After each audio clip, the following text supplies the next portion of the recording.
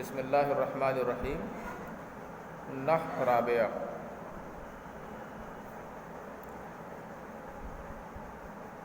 العلۃ الثامنہ الزیادہ والمراد بها الالف والنون الزائدتان نحو سکران و عثمان۔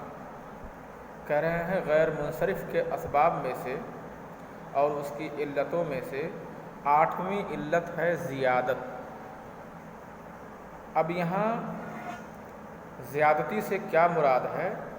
یہاں الف اور نون کی زیادتی مراد ہے، جیسے سکران اور عثمان۔ یہاں تثنیہ کا الف اور نون نہیں چلے گا۔ آپ بول دیں گے رجلان تو یہ بھی چلے گا، کیونکہ یہ زائد نہیں ہے، یہ تثنیہ کی علامت ہے، اور کسی بھی علامت کو ہم زائد نہیں کہہ سکتے۔ جیسے سکران اور عثمان۔ تو اس طرح کی چیزیں اگر ملتی ہیں تو الف نون زائدتان میں اس کا شمار کیا جائے گا، اور ایک علت کے طور پر، غیر منصرف کے ایک علت کے طور پر اس کو شمار کیا جائے گا۔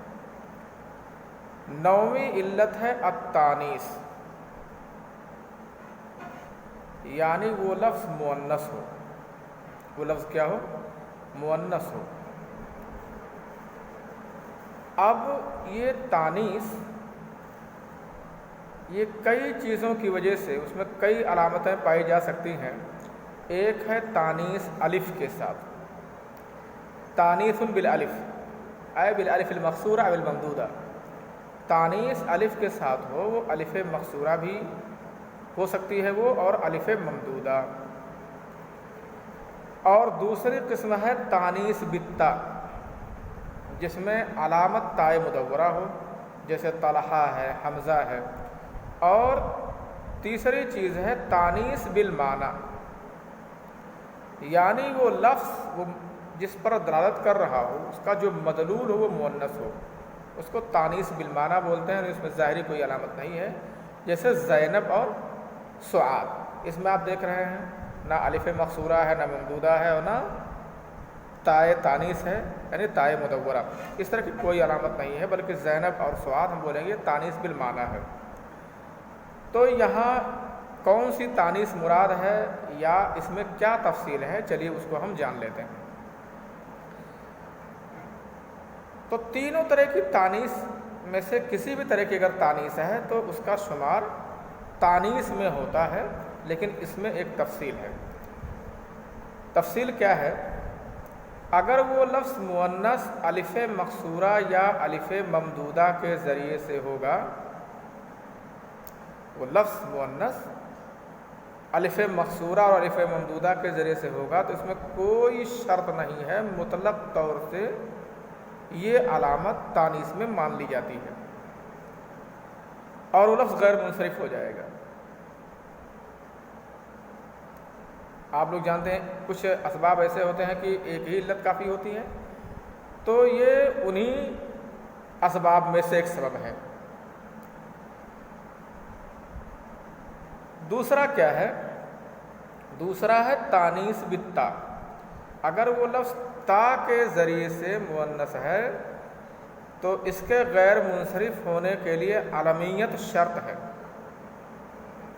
اس کے غیر منصرف ہونے کے لیے علمیت شرط ہے۔ جیسے طلحہ اور حمزہ ہے، اب یہ غیر منصرف تبھی ہوگا جب یہ علم ہوگا۔ ہم طلحہ اور حمزہ جانتے ہیں یہ تانیث بالتا ہے اور یہ علم ہے، لہٰذا اگر اس کے بالمقابل ہم کوئی دوسرا لفظ لے آئیں جس میں تانیث کی علامت تا ہو، بہت ساری مثالیں ایسی، جیسے بقرۃ ہے، اس میں تانیث کے شجرۃ ہے، تانیث کی علامت تا ہے، یا بہت سی مثالیں آپ کو ملیں گی، تو اس کے ساتھ علمیت ہونا شرط ہے غیر منصرف ہونے کے لیے۔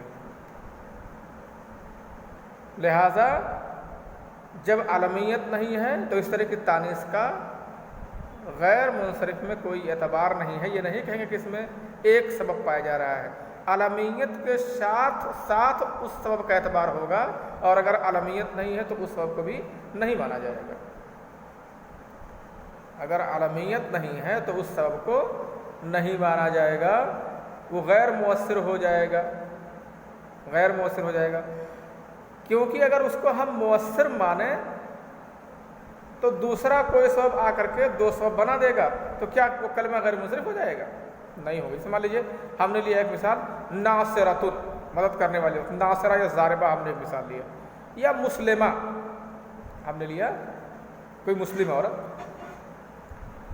اب مسلمتن ہے، امرأۃ مسلمہ، اسے ہم غیر منصرف نہیں مانیں گے، اور نہ ہی اس کے اندر غیر منصرف کا کوئی سبب مانیں گے،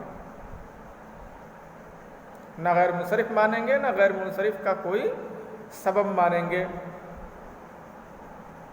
کیونکہ یہ تانیث بالتا غیر منصرف کا ایک سبب اسی وقت ہو سکتا ہے جب اس کے ساتھ علمیت ہو، اور اگر علمیت نہیں ہے تو یہ نہیں کہیں گے کہ ایک سبب پایا گیا ہے دوسرا نہیں پایا گیا اس وجہ سے یہ منصرف ہے۔ جب دوسرا نہیں پایا گیا تو پہلا بھی غیر منصرف ہو جائے گا، پہلا بھی نہیں پایا جائے گا، کیونکہ اگر پہلے کو مان لیں گے تو چلیے علمیت نہیں ہے وصفیت تو ہے، تو دو سبب تو ہو گئے، ایک تانیث ہو گیا اور ایک وصف ہو گیا، تو غیر منصرف مان لو اس کو۔ ضاربتن بھی ایسے ہے، ایک تانیث ہے، تانیث بالتا ہے، اور ایک غیر منصرف، ایک جو ہے وصف ہے، صفت ہے، جسے امرأۃ ضاربہ، تو دو ہو گیا نا؟ بالکل نہیں دو ہوا، ایک ہی ہے۔ کیسے؟ کیونکہ علمیت اگر تانیث، کوئی ایسا لفظ ہے جس میں تانیث بالتا ہو، اس کے ساتھ علمیت ہے، تبھی وہ ایک سبب کے طور پر مانا جائے گا، اور اگر علمیت نہیں ہے تو ایک سبب کے طور پر بھی اس کو نہیں مانا جائے گا، اس کو کوئی سبب مانا ہی نہیں جائے گا۔ لیکن اگر الف مقصورہ الف ممدودہ ہے تو اس کو مستقل ایک سبب مانا جائے گا، اور یہی ایک سبب دو سبب کے قائم مقام ہے۔ تیسری طرح کی تانیث ہے تانیث بالمعنی۔ تانیث بالمعنی اس کے بھی غیر منصرف میں ایک سبب ہونے کے لیے علمیت شرط ہے۔ تانیث بالمعنی ہو تو یہ غیر منصرف کا ایک سبب تبھی بن سکتا ہے جب اس کے ساتھ علم ہو، اور اگر علمیت نہیں تو یہ بھی نہیں مانا جائے گا۔ لیکن اگر علمیت ہے، اگر یہ علمیت ہے، تانیث بالمعنی ہے اور علم ہے، اور تین چیزوں میں سے کوئی ایک چیز اور پائی جا رہی ہے تو اس کو غیر منصرف پڑھنا واجب ہو جائے گا، اور اگر یہی دونوں سبب ہے کہ تانیث بالمعنی ہے اور علم ہے، اور ان تینوں چیزوں میں سے کوئی چیز نہ پائی جائے تو اسے منصرف اور غیر منصرف دونوں پڑھ سکتے ہیں۔ یہ جان لو۔ جیسے ہم مثال دے رہے ہیں، ہند، ہند ایک عورت کا نام ہے، دعد ایک عورت کا نام ہے۔ چلیے ہند کو دیکھ لیتے ہیں۔ ہند تانیث بالمعنی ہے، ایک عورت کا نام ہے، ٹھیک ہے، علم بھی ہے، ایک عورت کا نام ہے، ٹھیک ہے۔ اب وہ تین شرطوں میں سے کوئی شرط اگر اس کے ساتھ نہیں ہے تو ایسا کلمہ جس میں تانیث بالمعنی ہو اور علم ہو تو اس کو منصرف غیر منصرف دونوں پڑھ سکتے ہیں۔ وہ تینوں چیزیں کیا ہیں؟ نمبر ایک، تین حرف سے یا تو وہ زائد ہو، یا تو وہ بیچ کا ساکن ہو، یعنی تیسرا اگر تین حرف سے زائد نہیں بلکہ تین ہی حرف کا ہے تو بیچ والا ہو، وہ متحرک ہو، ساکن نہ ہو، یا اگر یہ دونوں نہیں پایا جا رہا ہے، دونوں معاملہ، دونوں شرطیں نہیں پائی جا رہی ہیں تو لفظ اجمع ہے نا۔ اگر ان تینوں میں سے کوئی شرط ان دونوں کے ساتھ نہیں پائی جا رہی، کن دونوں کے ساتھ؟ تانیث بالمعنی ہو اور علم ہو، اور اس کے ساتھ ساتھ ان تینوں میں سے کوئی ایک شرط ضرور ہونا چاہیے، تین حرف سے زائد ہو، یا اگر 3 حرف سے زائد نہ ہو، 3 حرف کا ہو تو بیچ والا متحرک ہو، ساکن نہ ہو، یا اگر ایسا بھی نہ ہو تو وہ لفظ عربی نہیں بلکہ عجمی وہ لفظ ہونا چاہیے، اجما ہو۔ ان تینوں میں سے کوئی ایک چیز پائی جا رہی ہے تو اس کو غیر منصرف وجوبی طور سے پڑھیں گے۔ جیسے سعاد تانیث بالمعنی ہے، ہاں ہے تانیث بالمعنی، اور کیا ہے، عالمیت ہے، اور تینوں میں سے ایک شرط 3 حرف سے زائد ہے تو غیر منصرف پڑھیں گے۔ زینب ہے ایسے پڑھیں گے۔ سقر اور لظا علم ہے، سقر دیکھو تانیث ہے بالمعنی ہے اور علم ہے، 3 حرف سے زائد نہیں ہے تو بیچ والا متحرک ہے۔ اس طرح سے ماہجور، حمص، بلخ، حمصن بلخن دیکھ لیجئے، یہ بھی تانیث بالمعنی ہے، شہر کا نام ہے، تانیث بالمعنی ہے، اور ملکوں، شہروں، قبیلوں کے نام مؤنث ہوتے ہیں نا، ہاں تانیث بالمعنی ہے، یہ علم ہے، اور تینوں شرطیں یا تو 3 سے زائد ہو، یا بیچ والا متحرک ہو، یا عجمی ہو، تو اجماع پایا جا رہا ہے، لہٰذا اس کو بھی غیر منصرف پڑھنا واجب ہو جائے گا۔ لیکن اگر وہی دونوں شرطیں پائی گئیں اور تینوں میں سے کوئی شرط نہیں پائی گئی، ہند ہے، دعد ہے، میں نے مثال دیا، جمل ہے، تو اس لیے تانیث بالمعنی تو ہے، علم بھی ہے، لیکن ان تینوں شرطوں میں سے کوئی شرط نہیں پائی گئی، لہذا یجوز فیہ الصرف وعدمہ، اس میں منصرف پڑھنا اور عدم منصرف غیر منصرف پڑھنا یہ دونوں جائز ہے، دونوں جائز ہے۔ ایک شاعر نے ایک شعر کہا ہے، اس کا ایک شعر ہے، اس میں دونوں طرح سے اس لفظ کو استعمال کیا ہے، ایک بار منصرف استعمال کیا ہے، ایک بار غیر منصرف استعمال کیا ہے۔ اصل میں ادبا اور شعراء کسی بھی زبان کے جو مستند ادبا اور شعراء ہوتے ہیں، کسی بھی زبان کے لیے وہ دلیل ہوتے ہیں، حجت ہوتے ہیں۔ کہا لم تتلفع بفضل معذرها دعد ولم تسق دعد فی العلب، اس میں مین ہے دعد، ایک بار دعد کہا اور ایک بار دعدو کہا۔ لم تتلفع بفضل معذرها، اپنے ازار کے بچے ہوئے سے اس نے، دعد نے ڈھکا نہیں، اپنے سر کو نہیں ڈھکا، اپنے جسم کو نہیں ڈھکا۔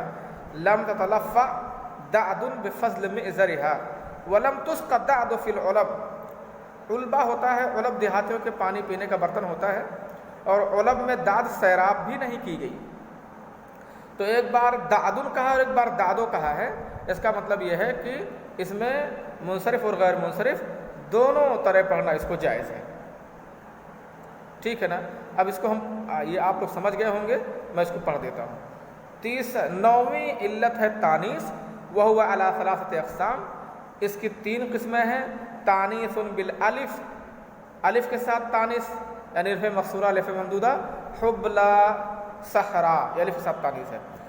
دوسرا ہے تانیث بالتا کطلحہ و حمزہ، تیسرا ہے تانیث بالمعنی کزینب و سعاد۔ تاثیر الاول منہا، ان تینوں میں سے پہلے کے مؤثر ہونے کے لیے، فی منع الصرف غیر منصرف میں، لازم مطلقاً، پہلا یہ مطلق طور سے یہ مؤثر ہے، من غیر شرط، بنا کسی شرط کے، کہ 3 حرف کا ہو اور علم ہو، اس طرح کی کوئی شرط، اجماع ہو یا نہ ہو، اس طرح کی کوئی شرط نہیں لگائی جاتی ہے، یہ مؤنث کے لیے ایک مؤثر سبب ہے۔ والتاثیر الثانی، تاثیر الثانی کیا؟ جو مؤنث تائے مدورہ کے ذریعے سے جو لفظ مؤنث ہو، اس میں علامت تائے مدورہ پائی جا رہی ہے۔ مشروط بالعلمیہ، یہ علمیت کے ساتھ مشروط ہے، یعنی علمیت ہے تو یہ سبب مؤثر ہے، یہ سبب ایک سبب ہے، اور اگر علمیت نہیں ہے تو یہ بھی ایک سبب نہیں مانا جائے گا، کما سیاتی، جیسا کہ آگے بات آ رہی ہے۔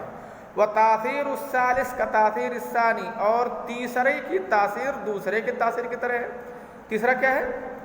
تانیث بالمعنی، یہ تانیث بالمعنی مؤثر ہے تانیث بالتا کی طرح۔ تانیث بالتا کیسے مؤثر ہے؟ علم کے ساتھ، اس کا مطلب تانیث بالمعنی علم کے ساتھ ہی مؤثر ہے۔ وَلَكِنَّهُ تَارَةً يُؤَثِّرُ وُجُوبَ مَنْعِ الصَّرْفِ وَتَارَةً يُؤَثِّرُ جَوَازَهُ، لیکن یہ تیسری چیز کبھی منع صرف کو واجب کرتی ہے، اس کے لیے مؤثر ہے، اور کبھی منع صرف غیر منصرف کو جائز کرتی ہے۔ تو تاثیر بالمعنی، تانیث بالمعنی یہ غیر منصرف کو واجب کب کرے گی؟ تانیث بالمعنی اور عام کے ساتھ مشروط بوجود واحد من ثلاثت امور، یہ چیز مشروط ہے 3 معاملوں میں سے کسی ایک کے ساتھ۔ یعنی تانیث بالمعنی میں جب علم ہو تو غیر منصرف کو یہ چیز واجب کب کرے گی؟ جب 3 چیزوں میں سے ایک چیز ہو، وہی اما الزیادۃ علی ثلاثۃ احرف، تینوں چیزیں یہ ہیں کہ یا تو 3 حرف سے زائد ہو، جیسے سعاد زینب، و اما تحرک الوسطی، یا تو بیچ کا متحرک جیسے سقر واللظہ، و اما العجمہ، یا تو وہ عجمہ ہو جیسے ماہ، جور، حمص، برق۔ اور ایک چیز یہ ہے کہ یا تو وہ غیر منصرف کو جائز قرار دیتی ہے، تو کب ہوگا؟ جب ان تینوں شرطوں میں سے دو ہی شرط خالی پائی جائے، تانیث بالمعنی اور علم ہو، اور ان تینوں شرطوں میں سے کوئی شرط نہ پائی جائے۔ والثانی فیما عدا ذلک، اور دوسرا ہے اس کے علاوہ میں، یعنی ان تینوں دو چیزیں تو ہوں، تانیث بالمعنی ہو اور علم ہو، لیکن ان 3 چیزوں میں سے کوئی چیز نہ ہو، اس کے علاوہ ہو، جیسے ہند، داد، جمل، فَهَذِهِ يَجُوزُ فِيهَا الصَّرْفُ وَعَدْمُهُ، تو اس میں صرف اور عدم صرف دونوں جائز ہے، یعنی منصرف اور غیر منصرف پڑھنا دونوں جائز ہے۔ وقد اجتمع الامران فی قول الشاعر، اور دونوں معاملے جمع ہیں شاعر کے قول میں، لم تتلفع بفضل مئزرها دعد ولم تسق دعد فی العلب، اپنے ازار کے بچے ہوئے سے دعد نے ڈھکا نہیں اپنے جسم کو، سر کو، اور دعد علب میں سیراب نہیں کی گئی۔